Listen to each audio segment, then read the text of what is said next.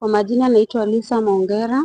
Mimi ni Auntie Emmanuel Keremu ambayo alipelekwa Kilungu Boys on 15th. Na Thursday babake ndiye alipigiwa simu akaambiwa mtoto ni mgonjwa sana aende akamuone. Na alipofika alipata mtoto already amepass. So mimi nilikuwa nauliza mtoto amepasia shuleni ama wherever, si hata kama alipasia hospitali wangengoja mzazi akuje aone mwili, ambiwe mwili ya mtoto ndio hiyo, juu already alikuwa around. Hata wakipeleka kwa mochari mtoto babake alikuwa, but wao hawakutaka hata baba aone mwili, walichukua mwili wakapeleka mochari. So sisi alipokuja akaambiwa mtoto ako mochari, tulirudi na Friday. Tukakuja tukafuatilia, tukaenda kwa polisi, tukaenda kwa DCI, tukaenda mochari. Na kwa mochari tulipoenda tulikuwa tunaenda kuchukua hii mwili tutransfer tupeleke Chiromo. So tulipochukua mwili kupeleka Chiromo, ilipokuwa ina receiviwa, kuna kitu mimi nilinotice. Juu ni mtoto wa my sister, amegrow nikiona ana alama yoyote, but nilipata mtoto ako na alama hapa kwa forehead imeingia hivi ndani. So mi nashindwa, ni alama kabisa unaona imeingia ndani na hapa hivi kidogo. So ndio mi nilikuwa nauliza, ile ripoti walitupea walisema walileta mtoto hatritiwe hapa. But ripoti yenye tunapata hospitali wamesema mtoto aliletwa already akiwa dead. So mi nauliza ni nini wanajaribu kutuficha? Kuna kitu wanatuficha, na ndio naomba Mungu kama mtoto wetu ilifanyika hivyo ili wazazi wajue kenye inaendelea. Ile kitu tu tunaomba haki ifanyike. Na hii shule ichunguzwe. Juu inaonekana kuna watoto hata wengine waliletwa na Friday. Unasikia watoto wengine waliletwa na Friday wakiwa watoto 4. Mmoja alikuwa amevunjika mkono, mwingine mguu. Hao wengine wawili hatujui ni nini walikuwa inawafanyikia.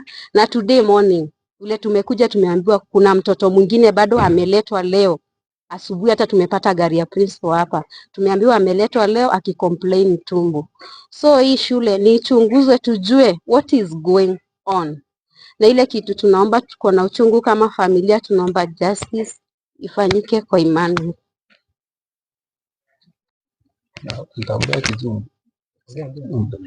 So my name is Martin. The deceased is my first cousin. In fact, we have grown together, and it was very unfortunate to receive such news.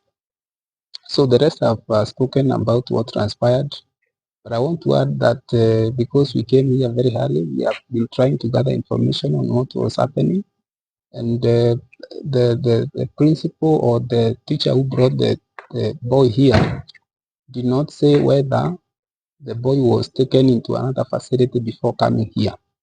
We have actually identified the clinic where the boy passed by, and the person who attended, or the clinician who attended to the boy, confirms that the boy was also dead.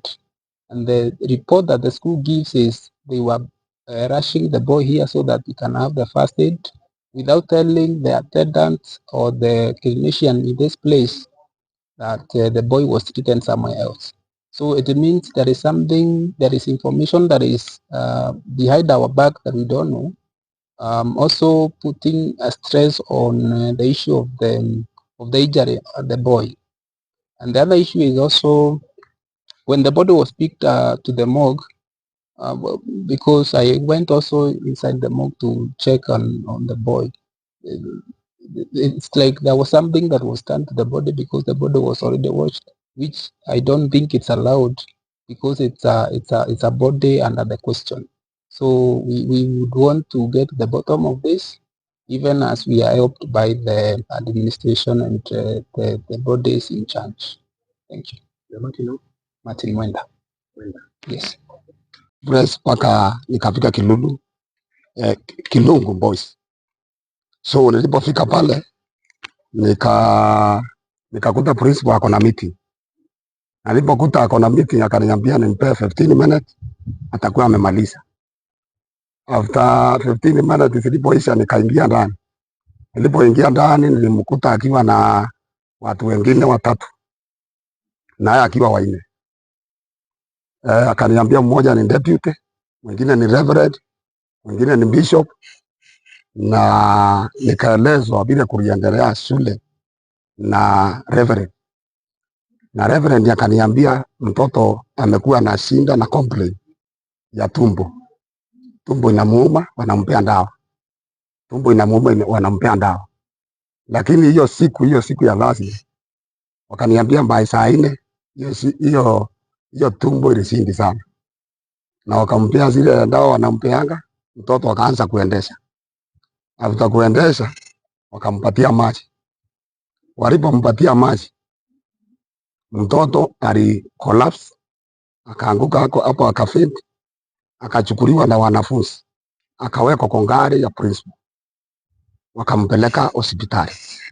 Walipofika hospitali, daktari akaangalia, akaona mtoto already amepasi, na alipoona amepasi, ndio hiyo sasa wakachukua wakampeleka mochari. Kwa hivyo mimi katika hiyo hali, kwa sababu ya hiyo kuwa na hiyo, nilikuwa nimestuka na imenipiga mimi, nilianguka hapo, nikaanguka hapo nikajisahau. Na baadaye ndio nilisikia wakiongea nikiwa nimelala hapo, wakasema hiyo mambo imeisha, ingeharibu shule, na kwa hivyo wameenda kondisi yae na hiyo mambo imeisha. Nikiwa nimelala hapo tu walikuwa wanaongea na Kikamba, na mimi najuanga Kikamba na ni vile sijui kuongea. So baadaye kitu kama saa 5, kwa sababu nilipeana namba ya mtu ambaye ako karibu na mimi, na huyo ako karibu na mimi akapigiwa simu, akakuja na akaambiwa aaye taxi akuja haraka. Alifika mwendo wa saa 5 na nusu usiku, na hapo ndio walikuja wakanisaidia, wakanitoa pale nilikuwa nimelala, wakaniambia sasa tuende mochari, tuende tukaone mwili. Ndio tulienda tukaona, nikakonfirm kijana ni wangu. Na kwa hivyo hapo sasa tukatoka hapo, wakasema sasa tukaomba, na wakasema sasa hiyo mambo ni ya kufanywa postmortem. Saa hiyo sisi tukapanda gari tukarudi Kitengela. Na kwa hivyo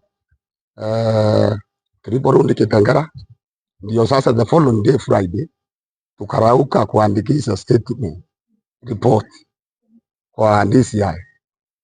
Wakati tuliingia kwa DCI tukaandikisha, na tukaona sio vizuri hata mwili ikae pande hii ipeleke huko Cheromo. Hiyo ndio kitu ile tulifanya, na mimi kama mzazi nilipigika sana, sababu kitu ya kwanza mtoto amekuwa akigonjeka, sikuambiwa kama mzazi. Kitu ya pili, mtoto ni wangu ameaga, na sikuambiwa nikuje kuona mtoto wangu, lakini walichukua nafasi ya kuchukua mtoto mpaka wakamweka kwa mochari bila mimi kuona. So nasikia kumbuleli ndani yangu kwa sababu ya hiyo kitendo, na tumejaribu juzi lakini sasa imeonekana kuna mambo fiche, kwa sababu kijana wangu hajawahi kuwa na complaint, hajawahi kuwa na ugonjwa, hajawahi kuwa na shida zozote. Lakini nashindwa hii shida ilitokea wapi? Kijana ni mpole, sio mtukutu, ni kijana ana mambo mengi, sijui hiyo mambo ilitokea wapi ya kumuua. My name is Dr. Kitungo. I'm a medical officer in this facility. The boy in question, Emmanuel Kirimi, was brought in on the 25th of January at around midday. He was brought in as a body. He was dead on arrival. He was accompanied by a teacher. So no treatment took place in our facility, nor did any resuscitation take place in our facility. We got history from the teacher that the boy had complained of abdominal pains the day prior to presentation. They were given first aid in the school. The following morning, the boy woke up with the same complaints, and he collapsed at the school, and that is when the decision to bring him to hospital was made. Yeah. Okay, regarding students from that institution, We normally see them just the way we normally see students from many other schools, and there is no such a case that we've seen in any other student. So this was just an isolated case, and even the following day we still treated students, and none of them had the complaints that this boy had. So I could say that this was an isolated case. Yeah. At the time that we were certifying the body, there was no obvious physical injuries that we picked out. However, details about that can only be picked out by a postmortem. Yeah. Yes, my name is Geoffrey Mwema, the principal of Lungu Boys High School, which is in Makueni County, Lungu sub-county. I want to give a brief report on the death of one of our students by name Emmanuel Kirimi.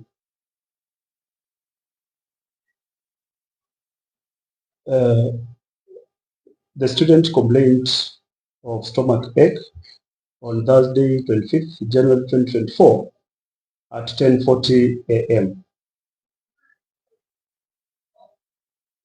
He reported to the school chaplain, who was the first to meet him and advised him to take water first, as arrangements were meant to have him take his 10:40 o'clock tea. He requested one of his classmates to take him to the toilet. On their way back, the boy fainted, and his classmates informed the prefects, who took him to the deputy principal's office. The deputy principal immediately informed me, and I appointed one of the teachers to rush him to the hospital. By that time, the boy was conscious and was also talking. The hospital is about 800 meters from our school. The teacher was accompanied by another teacher and two prefects. On arrival at the hospital, after thorough medical examination, the boy was confirmed dead. The doctor in charge called me and asked me to urgently go to the hospital. When I arrived at the hospital, I confirmed that the boy had passed on. I immediately informed the sub-county director of education, Mr. Dixon Kirimi Miriti, and advised me on the procedure to follow in reporting the case. I sought advice from the hospital on the next course of action. I was told to report to the police. Then the DCIO took over the investigations. We were given OB, a number for the incident. I went back to the school and informed our BOM chairman, who informed me to be incumbent of other BOM members who are around our school compound. I also informed the parents of the deceased, and at around 4:30 p.m., most of the BOM members were in my office together with the sub-county director of education and the sub-county director of education TSC, and also the quality and assurance standards officer. The parent arrived at around 5:40 p.m. and we broke the news to him. With the assistance of the school chaplain, with the assistance of the school captain, the parents informed two other close family members who traveled from Kitengela at night to join him in viewing the body of the deceased. The two arrived at around 10:30 p.m. and together we went to the hospital to view the body. The father suggested that they would travel back to inform the rest of the family members and they join us the following day. On Friday, 26th January 2024, the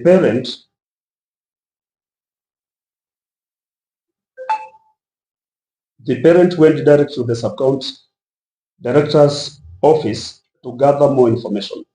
He was accompanied by an aunt and a cousin of the deceased. The director informed them that the DCIO wanted them to write a statement, which they did. The family requested that the body be transferred to Chiromo mortuary for postmortem in presence of their lone private doctor. We have recorded several statements with the DCIO who are conducting investigations to establish the cause of the death. Today in the morning, that is yesterday, the DCIO called me and informed us that the Sunday of 25th January will be the date for the postmortem, which was to be conducted at Chiromo. I contacted the DOM chairman and informed him about the postmortem date and also the education officers, and agreed that the school will have some BOM members and PTA members present to witness the postmortem. Later, the DCIO called me at around 6 p.m. That's yesterday, Saturday, and told me that the family had cancelled or had postponed the postmortem. We have not established the reason for the postponement, but the DCIO told me that they will conduct the school when the date for the postmortem will be set.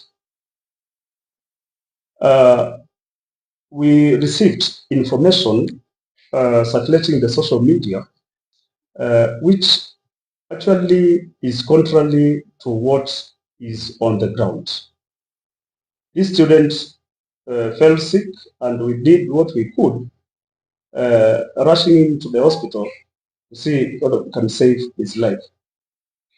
The information that the boy had both injuries is false, and it can be confirmed through the medical report and also through the officers who are investigating the case.